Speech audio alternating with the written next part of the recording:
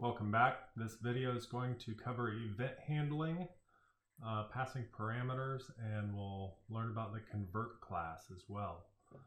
Now in this assignment we're going to create a single digit calculator. It's not really about creating the calculator, it's just a handy way to have an end product that has a lot of use of event handlers. Every time you click a button, an event handler fires. So it's a nice way to do it. So here's an example. It's not laid out very well, but it is a single digit calculator. The only thing that has to work is we push a number 9. It displays here. I subtract. I hit the number 2. It displays here. I hit enter. The result displays. From that point, you would hit clear and start over. It does not have to do multi-digit like 12, only single digit. If you do a division, you should do one that comes out evenly. So 9 divided by 3 would work, but don't try 9 divided by 5. So just some things like that. Again, it's not about the calculator. So here's some general things about it. We're going to have a lot of ASP buttons, one text box, one label. You'll have a function that you create in there. We will use the session object a lot. So session in ASP.NET in C# takes this form right here. It's fairly similar to PHP. It's got square brackets and double quotes, and then your variable name goes in between the double quotes. So let's go ahead and get started. First thing we're going to do, let's do a file new website. Again, make sure you're on C#. We'll do an empty website. I'm going to save this to the desktop.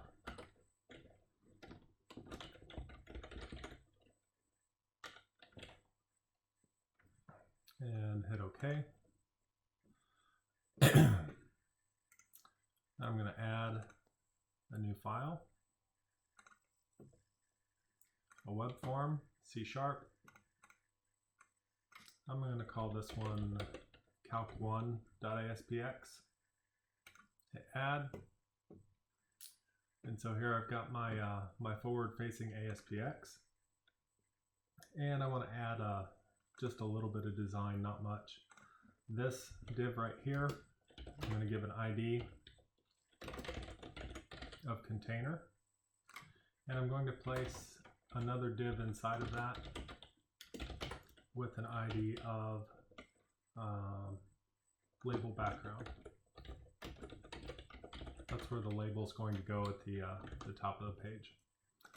So we'll leave those like that. We'll go ahead and start some styles.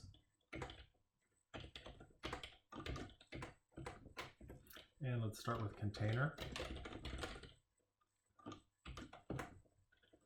And for this one, I'm going to have width and height of 700. I'm going to make mine larger than that example we just looked at.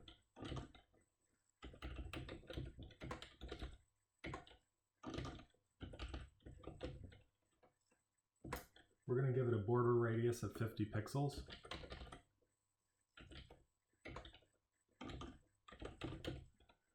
And we'll set the background color to a light blue.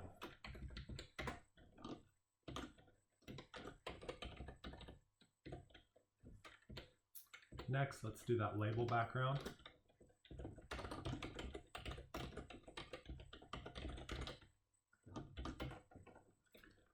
And this width we're going to keep at 700, but the height will make 90.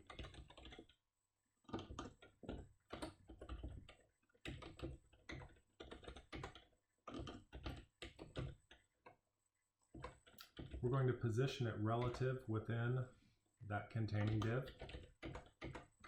Oops.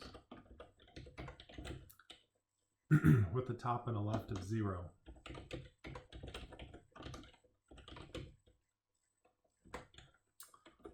We're going to change the background color to be a gray And then we're going to set the top left and top right border radiuses. So we'll do border dash top left radius 50 pixels. We don't want the bottom ones to and top right. We don't want the bottom ones to be rounded on this one because it's inside of the other one. So let's just have a look at that. I'm going to go ahead and view it in the browser. So this is generally what I'm going to have to work with. My label is going to go up here that says single digit calculator. I'm going to have a text box here, and then all my buttons will fill in this space.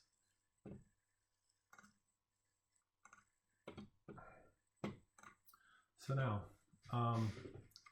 the last time we did this, each time we dropped something on the screen, we then came up here into the styles and we added a position of absolute.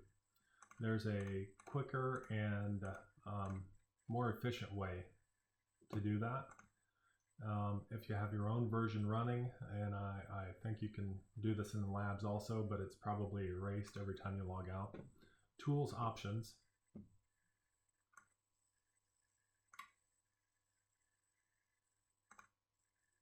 Web Forms Designer, CSS Styling,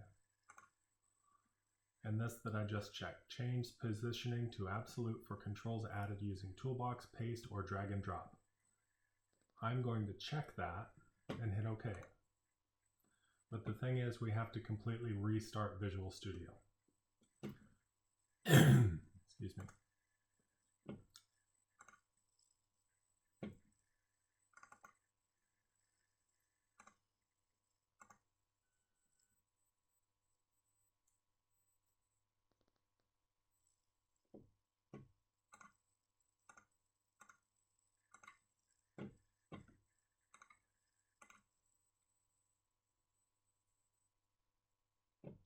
So now we've got it open there.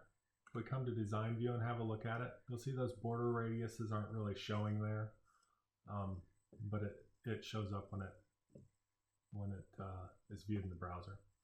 So now what I want to do is I need a label up in this gray part. You'll see that I drag and dropped it there, and I can immediately just grab it and move it around. I'm going to change the text on this label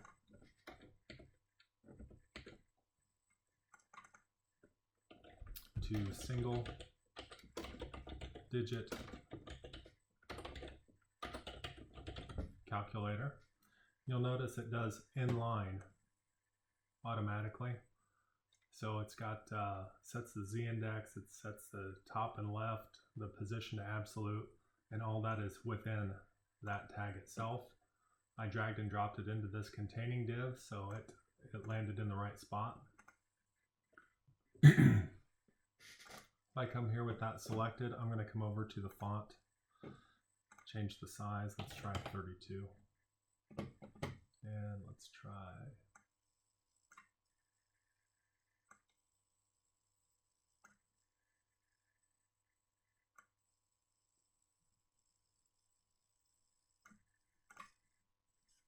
so that'll work for us. And then next we need a text box in place. So hopefully you'll see how this can make you a little bit more efficient from what we had been doing. We can set the width and the height on this. Let's start with, oh, that's way too big. Maybe about half of that.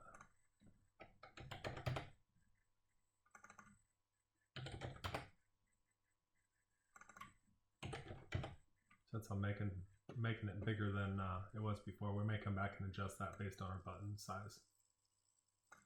So there we've got our text box.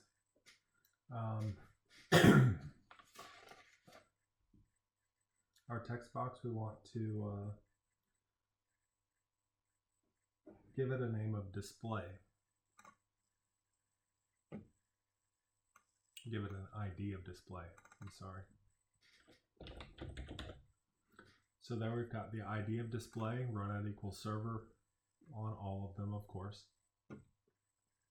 And then we'll move on to our buttons. So now we're ready for the buttons. We'll come back to design view. I'll drag and drop a button onto the screen.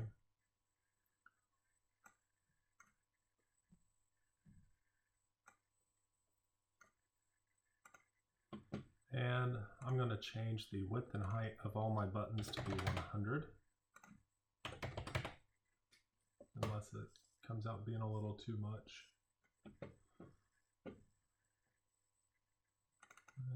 Yeah, we'll see how that works out. If I have to change it, I'll change it later. And then we can change the ID of it here. We'll make this one the clear button. So this is the ID, not the text. The ID for that one is going to be BTN clear, capital B, capital C. You can see that it changed up above here, the pound BTN clear. Then the text that's on it, I'm going to change to be just a capital C for clear. And you can mess around with the font if you want. If you want to make the size something bigger or whatever you want. But again, it's not so much about that. Clear button's going to go up here next to the text box. If we come back to the source, you'll see we've got our ASP button, ID equals button clear. We scroll off to the right here, text equals C.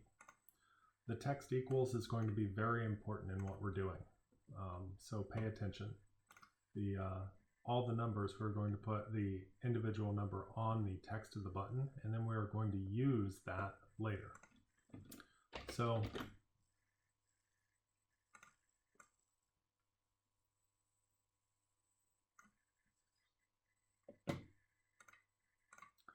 I'm going to come back here, and what we need is several more buttons to go in place. If we come back and look at the example, we've got 4 high and 4 wide minus 1, so we've got 15. We've got 16 total, but we've put the clear up there at the top, apparently. So what I'm going to do is copy this. And what it's going to wind up doing is stacking them all because they're all going to have the same top and left, and we're just going to have to drag them.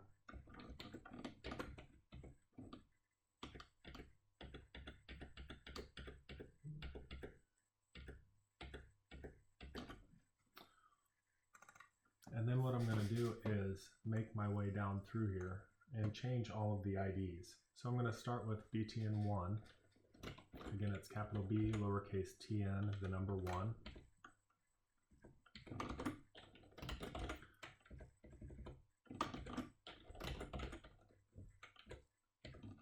We'll go all the way through 9, and then we'll do 1 for 0.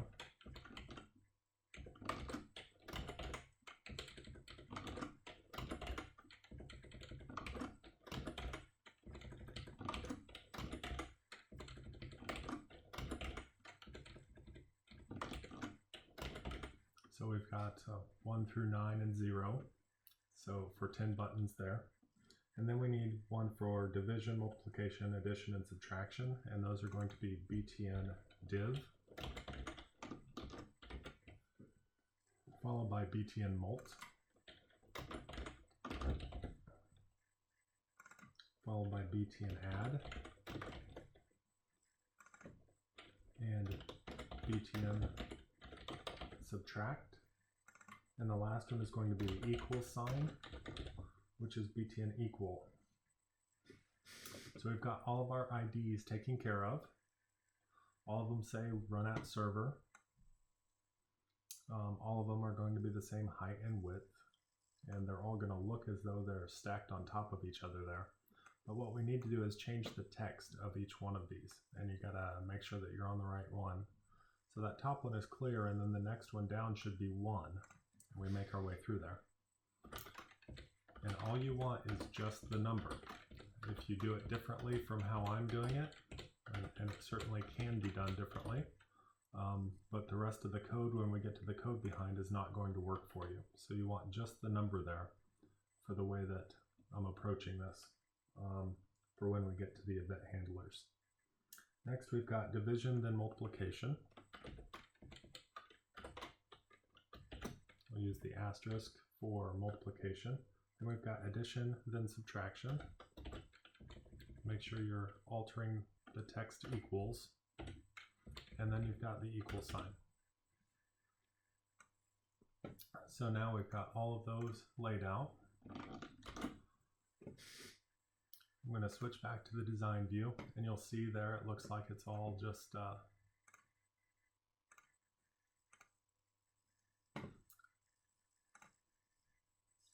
stacked on top of each other. And let's come back and take a quick look. So bottom row, we've got 0 equals plus, and then we count up.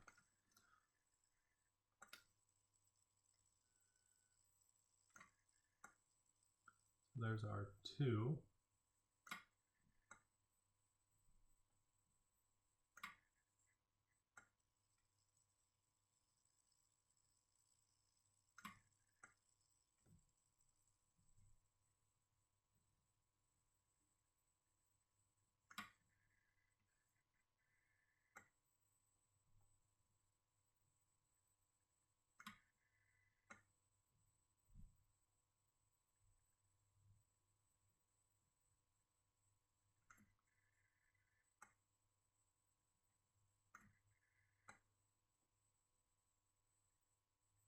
I'm just going to lay these out here, and you can do the same.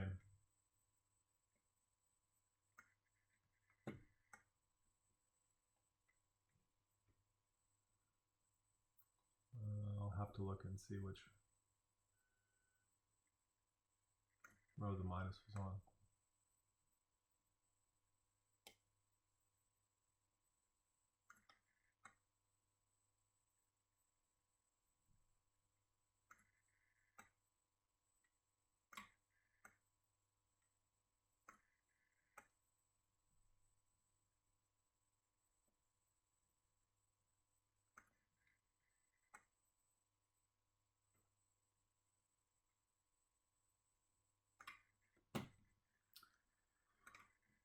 So going up that side, we've got minus, plus goes on the bottom, minus, multiplication, and division.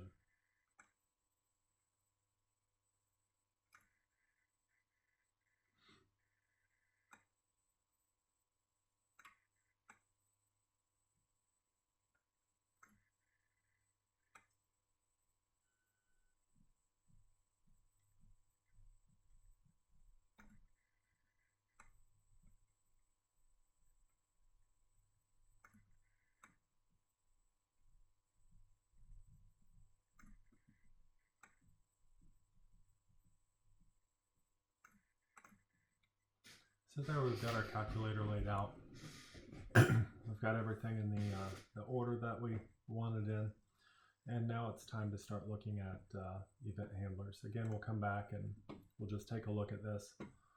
You'll notice that all the styles, once again, were laid in line with each individual button there. If you scroll up, the only styles up here are the ones that we put there. You certainly could have done this by writing your own styles.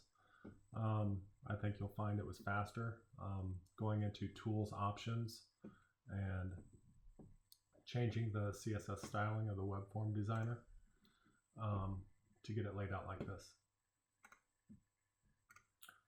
So now let's take a look at the page, the code behind page. You'll see I'm not saved up here. I'm going to do a Control-Shift-B. Build. We haven't done anything with C#, so it should say once exceeded or up to date. I'm going to expand this and open up my CS page. You'll notice that this is the default here. And again, this right here is the name of our class because it is the name of our file, calc1.aspx. It extends a page, which is really a page that loads in the browser. We are going to learn about this today, object sender. Not in the page load event, but in a different event handler. So this page is going to have a lot of code on it today. We're going to do this first the long way. we're going to give an event handler to every button on the page. And then after that, we will condense a lot of those down, because you normally start by thinking things through, like each button needs an event handler. But then after you do 10 of the buttons, you notice that they are nearly identical in what they do, and you try to make it more efficient. And so we'll make 10 for the 10 numbers, but then we will condense that down to 1 in the second version.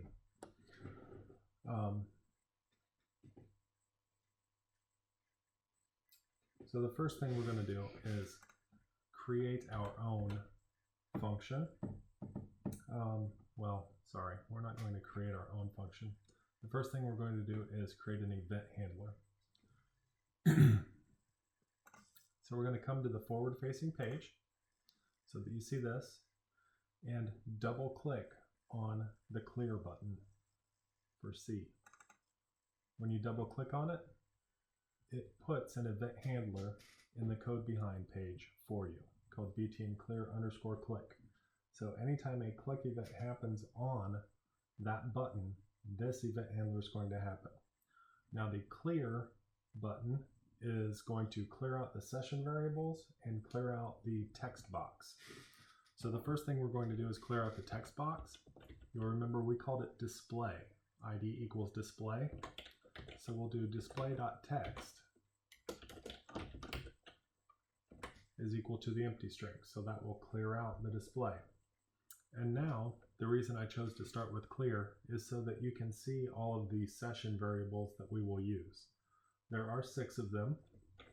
Again, it starts with a capital S, session. It has square brackets. In between the square brackets are double quotes. And then the name of your session variable goes in between the double quotes. So we will have one called operation. Again, it's capital S for session. It has square brackets, double quotes inside of it. The name of it goes in between the double quotes. And we're just clearing all of these out. Now I realize we haven't used them or created them yet, but we will. There are 4 more. We'll have SUB for subtract. We'll have MULT for multiply, DIV for division, and then displayed value. This is past tense, displayed value. So DISPLAYED, capital VALUE. If you get mixed up and leave off the ED somewhere, you'll find that you'll have errors in your code. So that event handler is done. And so all it's going to do is anytime we click the C button, it's going to erase what's in that text box and clear our session variables so that we can start again.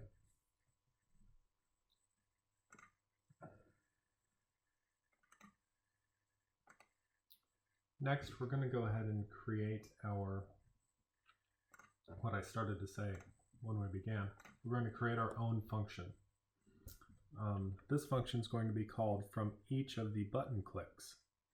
So we're going to go ahead and put this function in place. It's going to start with the word protected, just like the other ones that you see there. It's going to have void, just like the others that you see there. Void is the return type, so it says it does not return anything. The name of it's going to be store display.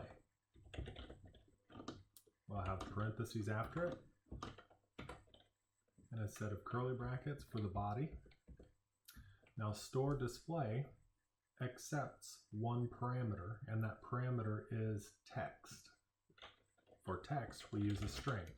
So we say string, and then I can name it whatever I want.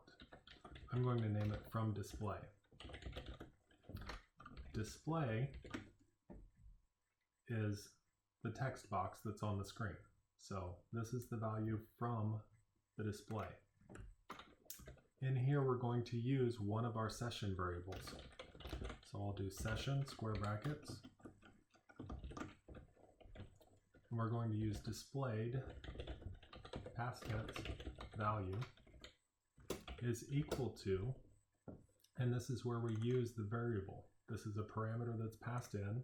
Parameter is another term for a variable, but when the variable is passed into a function, we call the variable a parameter. So we're going to use that parameter from display dot toString, and that's all we're going to have in there. So now you've created your own function. It is protected, which means that this page and any pages derived from this page can access it. It does not have a return type, or it has a void return type, so it does not return anything. The name of it is store display, so if you want to call it somewhere else, you would write store display with parentheses, and you would have to pass in a piece of text. Once that piece of text is passed in, we take that piece of text and we store it into the session variable. That way later on we can come back and grab it. So you've created your own function. Now it's time to move on to the 10 number buttons. So what we're going to do is we'll start simple. I'm going to go down to the 0 and I'm going to double click it. It automatically puts an event handler for me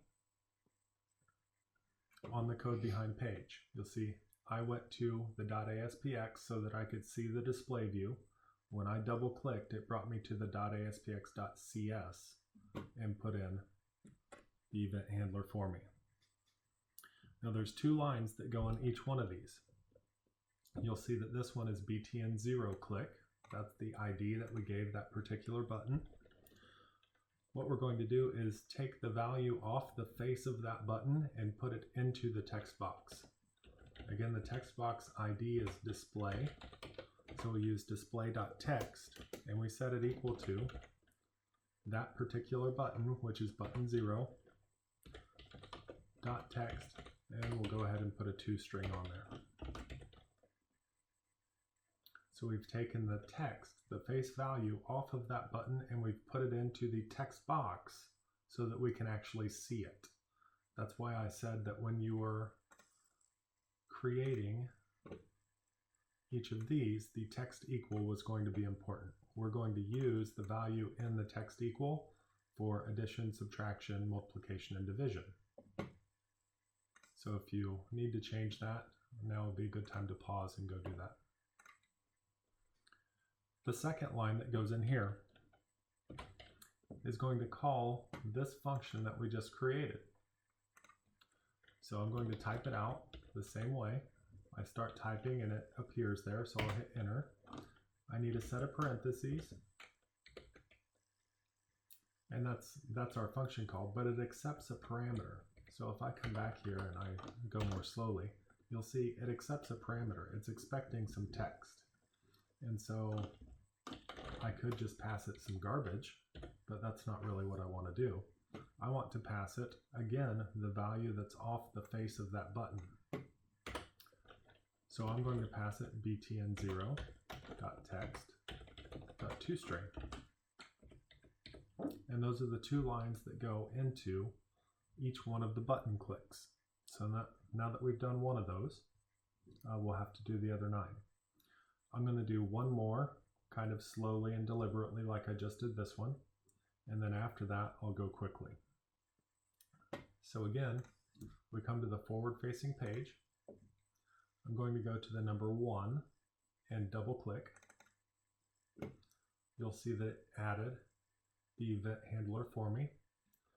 When the number 1 is clicked, I want to store the value, the face value off of that button, into the text box.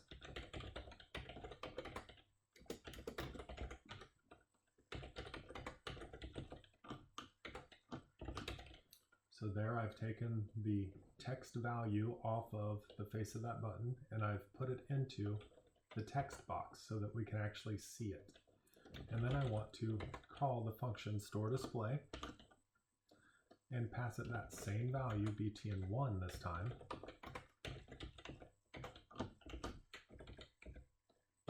End it with a semicolon. And so each one is going to look like this. So do not do not copy and paste this right here. That's not how you go about doing it.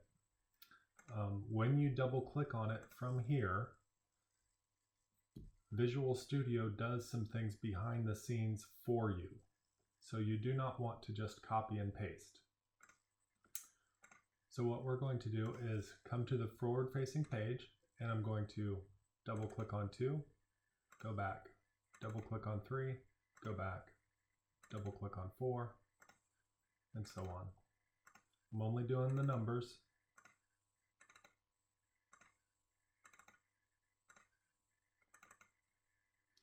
So now we've got 0 through 9 event handlers here.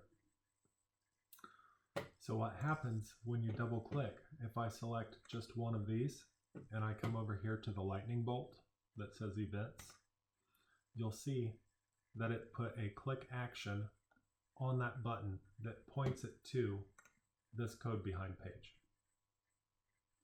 Another way to look at it is after you double click, we go to the source, and it automatically adds an on-click event, which is that click action that points to the particular button or the particular event handler on this page. So the double clicking takes care of that for us. Now this part I am going to copy and paste, and I'm going to fill out the remaining buttons rather quickly. After you copy and paste, you have to change these numbers right here. So this is for BTN1, BTN1. So you'll have to change them to 2s, then 3s, then 4s, and so on.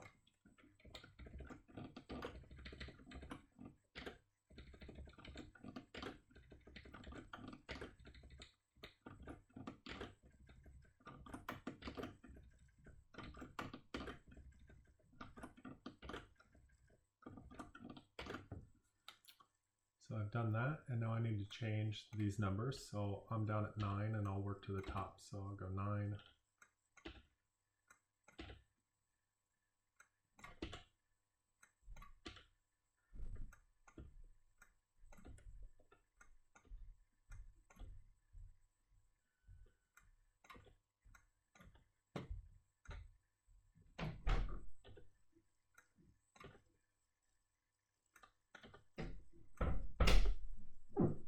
So there I've got BTN0, and you can just click on one of them and Visual Studio will highlight them for you. Make sure that you got both of them all the way down. And now you've got event handlers on all 10 of those number buttons. And now the one thing that you should notice is, gee, all 10 of those are almost identical. It sure seems like maybe we could do that without 10 individual event handlers. And yes, we can.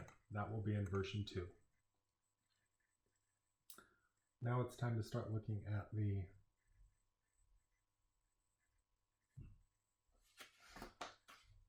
operators.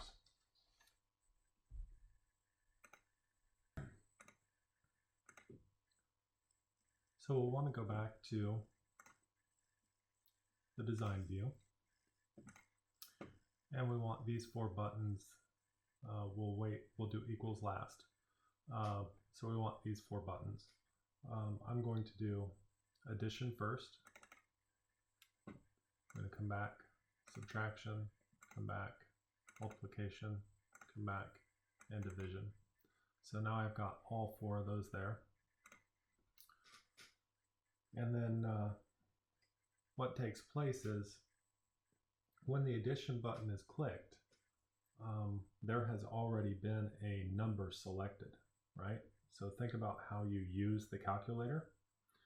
So you select a number, then you choose an operation, then you select a number, then you hit equals.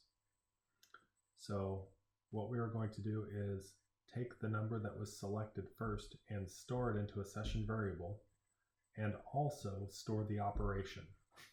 So for button add click, we're going to use the session variable of sum to store the value. And we get that out of the displayed value variable, because every time one of these buttons is clicked, it calls this function store display, which stores that value into displayed value. So we can grab that value and store it into this other session variable that will not get overwritten, because this one does get overwritten. Again, there's an ED on that. After that, we want to store the operation. So we created a session variable called session operation. For this, we'll just use the word add. And we'll use that word add later in an if-else structure. So that's all that's needed for addition. And essentially it's almost the two same lines for the other three operations. So I'm going to copy that and go to the next one and modify. It's not sum here, it will be sub. It's still displayed value, but the operation becomes the full word subtract, all lowercase. I'm going to paste it again here. We're in multiplication. So now it's session MULT equals the displayed value, and the operation becomes multiply, the full word, all lowercase. And when division is clicked, it becomes session div equals displayed value, and the operation becomes divide. So now we have completed the code for those 4 buttons, and all that is left for us to do is the equal sign. Now I want to say again, on these 4, again you should notice they look very, very similar. The four all have the same 2 statements essentially, and you should wonder to yourself, can I condense that down into less code? And the answer is yes. So in part 2, we will also condense this down into 1 event handler instead of 4. Usually in the development process though, as you are developing, it's just a natural train of thought to put an event handler on each button. And after you've gotten that far, that's when the natural train of thought takes you to efficiency. You know, how can I do it better? So we'll get to that in part 2. So what's left is the equals button. We'll come back here, double click the equal button. Now we've got our event handler for the equals. What we're going to do when the equals is clicked is determine, is it addition, subtraction, multiplication, or division?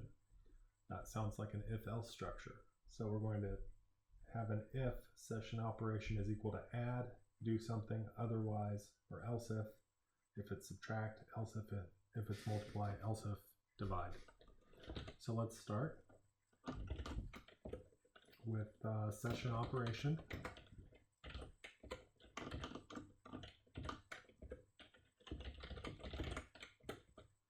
If it is double equals to the word add,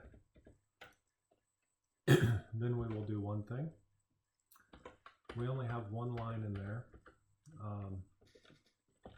so I'm going to just skip a line and go to the else if. The else is, we are still checking session operation, but the second one is going to be subtract. I'm going to copy that. The third operation is going to be multiply. And then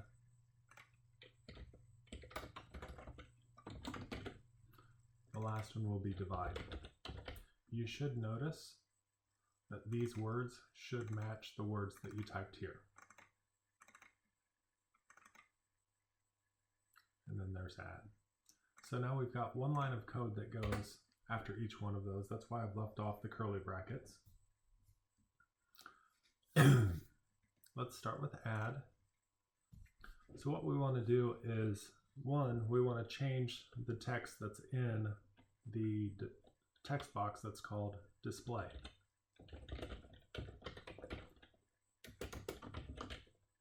So we're going to put something into that text box, which will be the result. So in the case of addition, it will be the sum of the two numbers.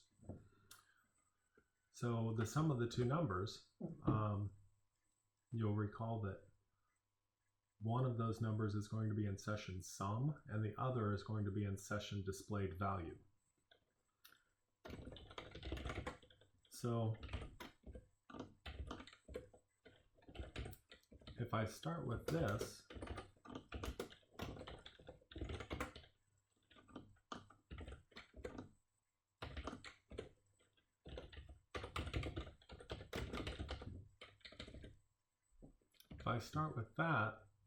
that's our general way of thinking, that the number in session sum was the first number clicked, and then the session and displayed value is the second number that was clicked, and we want to add those two together. But the problem is that both of those are text values, and so doing this right here is going to concatenate. It is not going to be addition. So what we wind up having to do is convert those session variables to be numbers.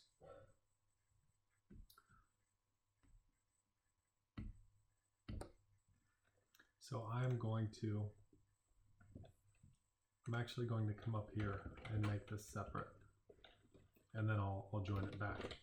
The convert class starts like that, capital C, convert, dot, and you'll see there's a lot of things we can choose from.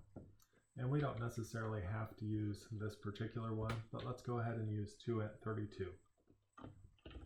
And then it's got parentheses and any statement would end with a semicolon. And what we want to do is pass it some text value. And that text value is going to be one of these, not both, but one of these. So if I pass it that, you'll see that there's no errors on that line. It's taking some text value and it's going to convert it to an integer. So in this case, if I press the number 4, it would take the text 4 and convert it to the number 4. For good measure, I'm going to put a .toString on the end of this one. So it'll look like that. I'm going to get rid of that semicolon, and I'm going to cut that entire statement and replace this session sum with that convert statement. Now I'm going to do that again for the other side. So I need to use the convert class, dot, and we'll use the same thing, 2 at 32, and then I need some text. So I'm going to cut session displayed value and paste it into here. And then I'm going to, again, for good measure, put toString on the end. And then I'm going to cut that entire thing, and I'm going to put it right there before, after the plus, before the semicolon. So you wind up with a long statement that looks like this.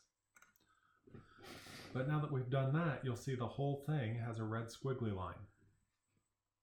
What we have there is now an addition that's going to take place, but the result of it is going to be an integer. And we cannot take an integer and store it into display.text because display.text is expecting a text value. So we have to take the final result and convert that back to a string. So I'm going to put an opening parenthesis before the C, a closing parenthesis over here right before the semicolon, and after that put toString with parentheses. Now you'll see the red squiggly has gone away, and that will work for us. So we're using the convert class there. Convert can be used for a lot of different things. In this case, we're taking a string to an integer. So what we've had to do is take text, convert it to an integer, perform an operation, and then convert the result of that operation back to a string so that we can store it in that text box. So now we have similar lines for these others. Now we're not doing addition on that second one. We're doing subtraction. So I'm going to change that plus to a minus, but then you have to think which one goes first and which one goes second. In the addition, it didn't matter. You could have sum on one side and displayed value on the other. It didn't matter. In this one, for subtraction, it matters. So you're going to want to have, well, first of all, we're not using sum, so that becomes sub. So we change that. We're using a different session variable. And you want to think which one is clicked first. So we click a button, that gets stored into displayed value. We click the operation minus. It takes the value from displayed value and puts it into session sub. So that would be our first number. And then we click another number and that gets stored into displayed value. So the order we have it is actually correct. Session sub minus session displayed value. Again, it's the same thing. We take text, convert it to an integer, perform the operation, convert it back to text. Multiply. Again, multiply doesn't matter which side things are on, but we've got to have this asterisk here instead of the plus or the minus sign. And again, it's not sub, it's going to be mult. So again, you've got to look at it and just make sure session mult times session displayed value. We convert it from text to an integer and then back to text again. And then the last one.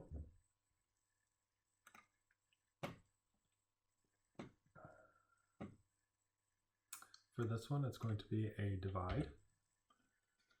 So we put that divide character in there. It's going to be session div this time.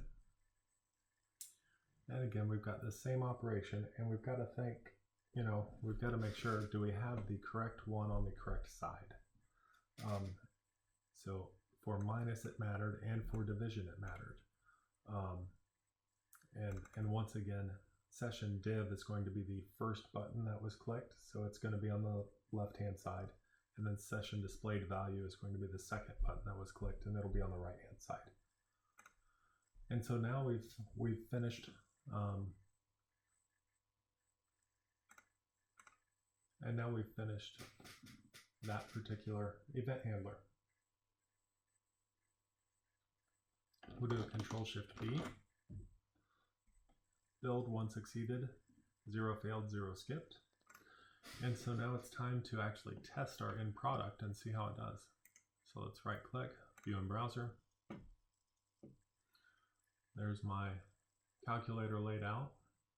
Real quick, I want to go to view page source and have you look at how things change once it comes to the browser, because it's always different from what you've done in Visual Studio. I'm going to do 8 times 3 equals. We've got 24. I'll hit the clear button. I'll do 7 minus 2 equals 5. I'll hit the clear button. I'll do 6 divided by 2 equals. Good. 2 plus 3. Might have got 2 plus 3 equals. There we go. So it seems to be working all right for us.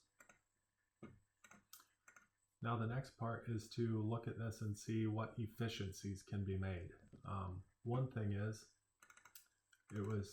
I chose to do this with 4 variables so that we would know one is for addition was clicked, and one is subtract is clicked, and one is when multiply was clicked, and so on. But one change we'll make going to the second version is we don't need 4. we can condense this down to one session variable to track it. Again, we're going to look at these 4 operations and condense those. And again, we're going to look at those 9 number buttons and condense those. So I'm going to pause here. So we want to save this file as calc1. So I'm going to do just make sure everything was saved. And I need to come back to the desktop here. Assignment 3. And these 2 files I'm just going to copy and paste.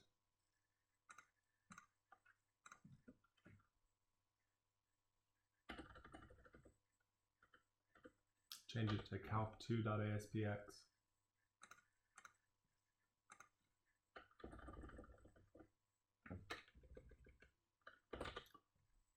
calc2.aspx.cs to see how those are associated. But when you do that, it will, I just hit refresh here in the Solution Explorer, and it will automatically pop up there. I'm going to close these other 2 because they're going to look identical. We're going to come here and up here at the very top, you need it to point to the correct code file. So we've got to change that to calc2.aspx.cs. So again, I changed up here code file equals.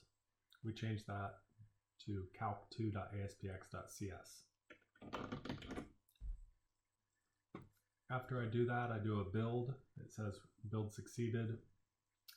Another step I could go to is inherits calc1. This is still calc1. So I could change those to 2s, but I don't think it'll be necessary for what we want to do.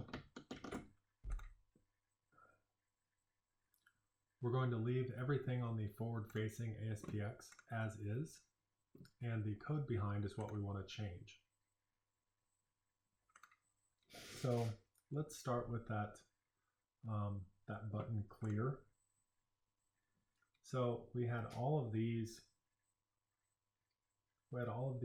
session variables that we were using before. We're going to change that and use a few less. So I'm just going to make some space right here. Those ones at the bottom we're going to wind up deleting. Instead, I'm going to have a session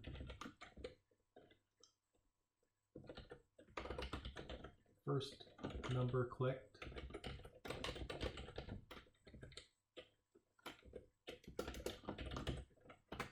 and likewise a session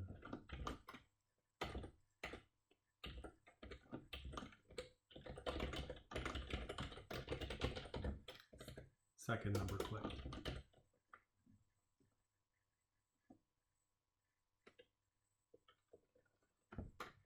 And like I said, these right here we're going to wind up deleting. If we delete them right now, then your build will not work. Well, actually I suppose it will. The clear just won't work. So let's go ahead and get rid of those. So we've just got 3 session variables instead of all those that we had before. We still have the display.txt, that's fine. When we went to the first number clicked and the second number clicked, well, we've got to make some changes elsewhere. So instead of displayed value, remember displayed value was always that first number that got clicked. So we'll change that to first number clicked, and the value from the display gets stored into there. So every time a button is clicked, that value will go into first number clicked, but then it's after the equal sign is pressed, that's when we use second number clicked.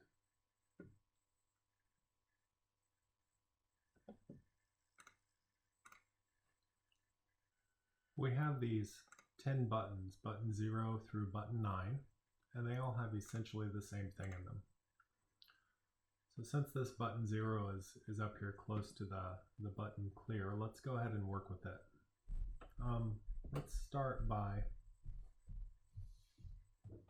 understanding object sender. The sender is actually, we come back to the design view, it is the button itself. So if I click on button 0, the sender is button 0. But the thing is, it comes in as a generic object. And so what we have to do is grab that object and turn it back into a button. So what I want to do is create my own button variable or object.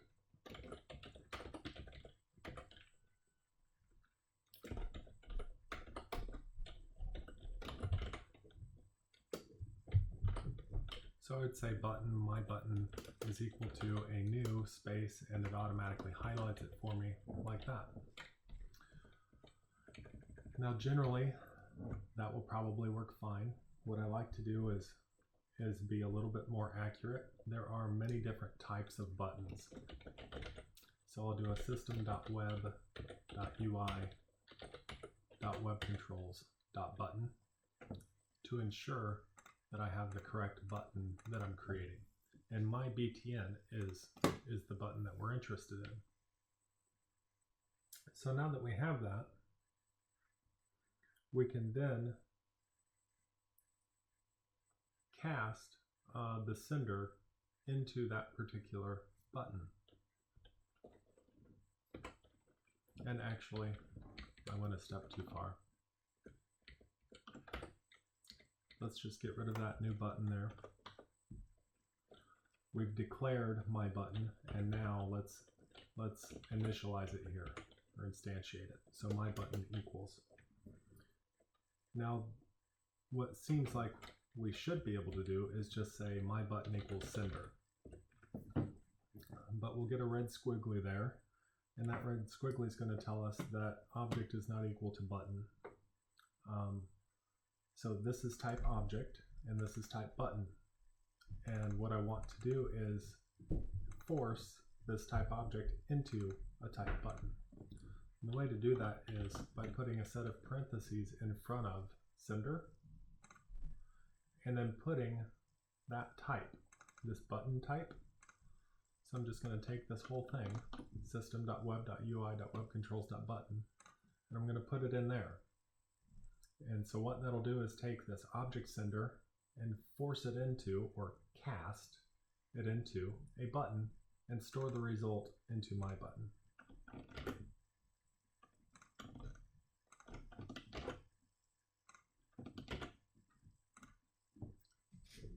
So now I've declared a button that I'm going to use, and then I came down here and I instantiated that button with the object that was passed into the function.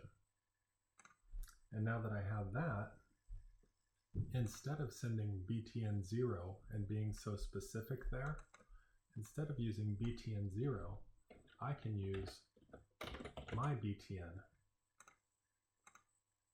and again, my btn. So now what you should notice is that this has become more generic. Because I'm not listing btn1 and btn2. I'm using just my btn. And because this has become more generic, I can now use it for any of those numbers that were clicked. So what we're going to wind up doing is erasing all of those other button clicks, the numbers that is, erasing all of the number button clicks, and sticking with just this one button click. So I don't want to leave it as btn0 click. I'm going to change that event handler name to just be btn clicked, so that it's generic as well. It can apply to any of the buttons. But once I've done that, I need to make it so that each of those buttons calls this same event handler. So I'm going to do a Control-C to copy that and come over to my forward-facing page. I'm going to come to the source, and you want to look at only the ones that have text of 1 through text of 0. Don't get copy and paste happy and do the others. text of 1 through text of 0, and you want to look at the onClick event. And you want to change that to be the function of the event handler that we just modified. Once you've done that, now all 10 of those buttons are pointing to that one event handler. I'm going to highlight all of those other 9 and then delete them. So now what I have is my function store display, my button clear when it's clicked, and then my 10 buttons when they are clicked. So again, if I click button number 1, button number 1 is going to call this event handler, and it's going to pass in the button itself. Sender is the button itself. The thing is, it comes in as a generic object though. So I want it to be a button. So I declare a button that I'm going to use. And then I take the sender and I force it into a button. This is called casting. So I take the sender and I cast it into a button and I store it into my variable or my object that I created right here. And then I use that same object in these two statements. We're going to do that again for the operations. The operations are all very similar.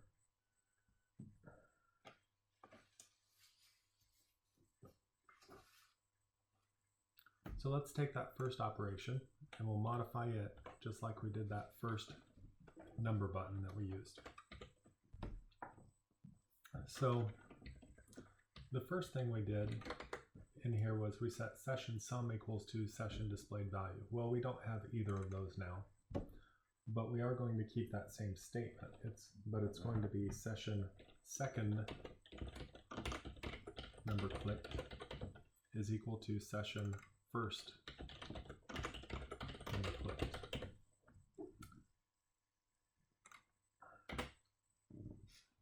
So we're going to, when one of those operations is clicked, we're going to take the first number that was clicked and put it into, move it to the second number that was clicked.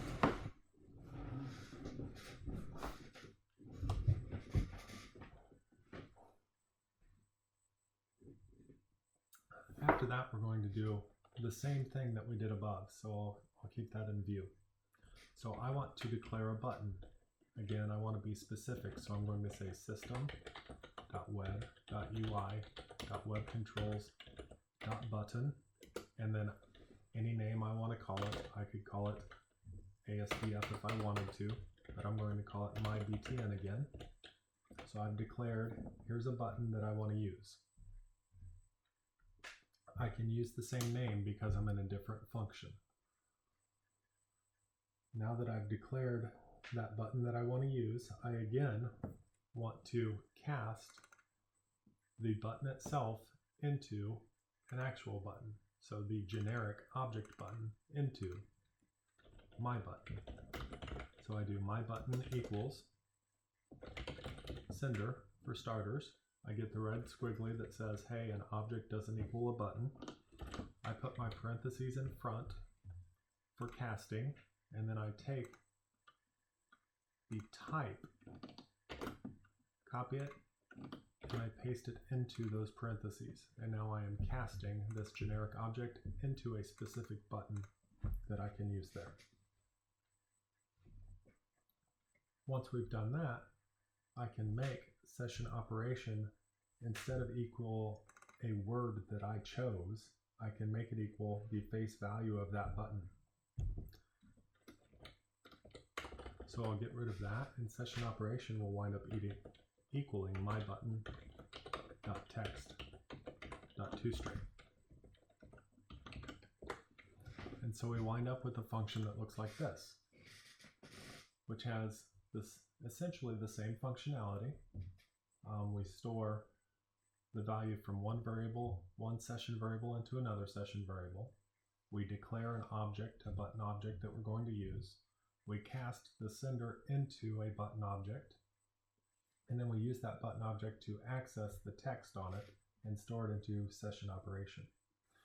Now we're going to use this same function for all four: add, subtract, multiply, and divide. So again, I don't want to leave it as button add clicked. I'm going to change it to operation clicked. And that can be all four of those. And I'm going to copy that. And again, I'm going to come back to this front page. And we want to look for text equals divide, asterisk, plus, and minus. Those are the only four that we're changing. And all four of those should say onClick equals operation clicked. Once we've done that, those other three, button subtract, multiply, and divide click, those three can be deleted. So now we've got a couple of nicely condensed functions compared to what we had before.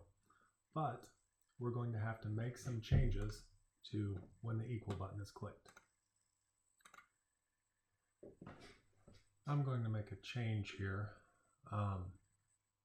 just because I noticed that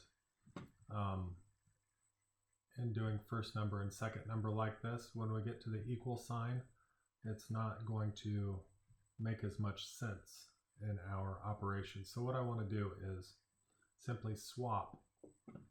This will be second number clicked, this will be first number clicked, this will be second number clicked. And that will make our operations make sense for the equal sign. So again, those three places, here it's going to say second, here it's going to say first, and here it's going to say second. So I realized that the first time a number is clicked, it's going to be stored into second number clicked. That's the part that may not make as much sense, but it will make the equals operation make more sense.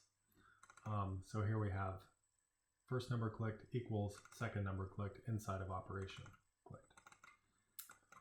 So again, those three changes: left hand side first, right hand side second, and up here in store display should be second number clicked.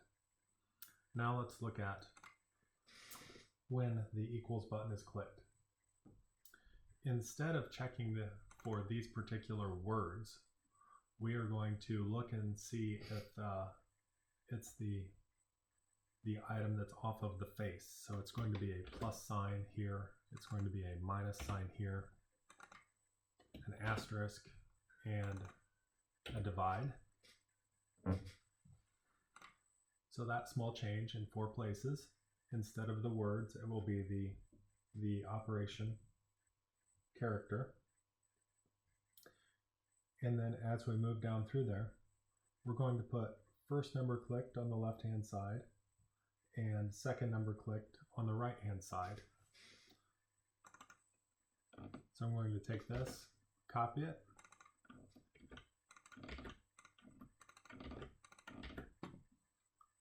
and then I'm going to take second number clicked,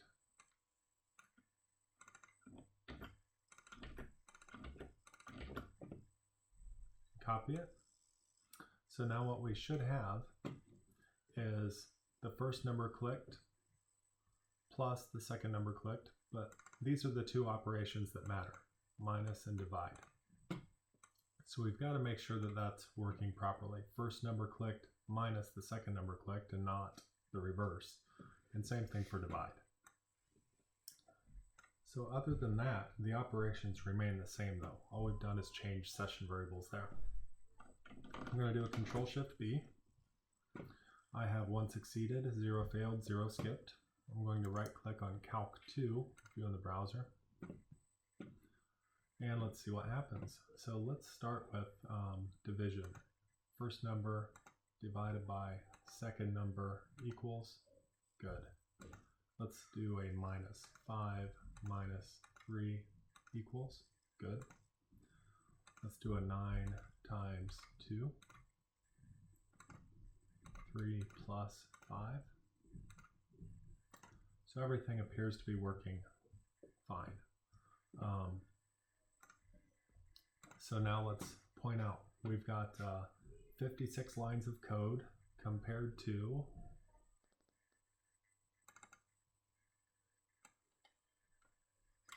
126 lines of code. So we've more than cut it in half.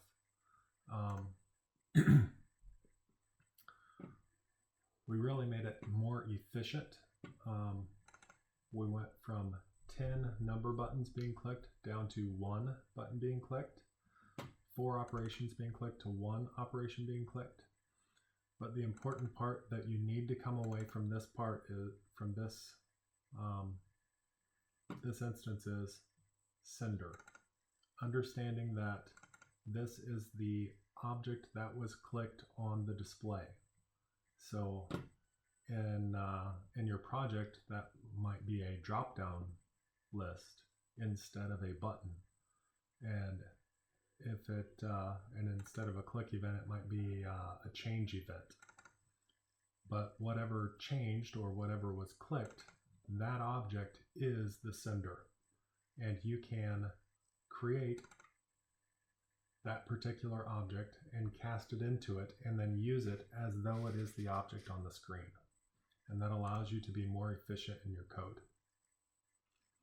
So that will complete this assignment and give you 2 versions, a long version and a more efficient version to learn from and be able to use that code elsewhere and do your own things.